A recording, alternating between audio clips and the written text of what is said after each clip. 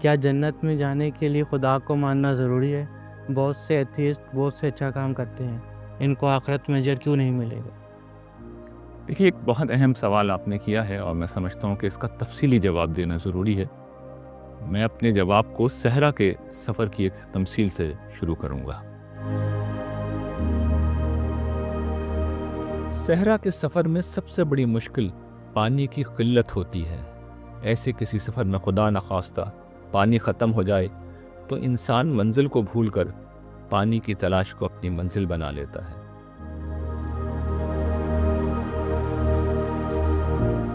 ऐसे में बाज़ औक़ात सहरा में इंसान को सराब नज़र आते हैं।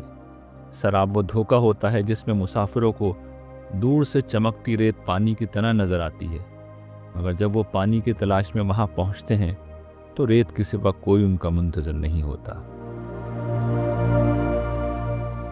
कुरान मजीद ने यही मिसाल उन लोगों के आमाल की दी है जो इस दुनिया में खुदा का इनकार करके जीते हैं। ऐसे लोग बहुत से अच्छे काम करते हैं मगर खुदा को नहीं मानते।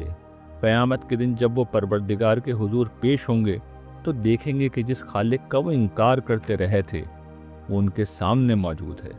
उस रोज़ उनके आमाल बिल्कुल बेवज़न हो जाएंगे, क्योंकि आखिरत में वही आमाल मुफीद होते हैं जो अल्लाह ताला के लिए किए जाएं।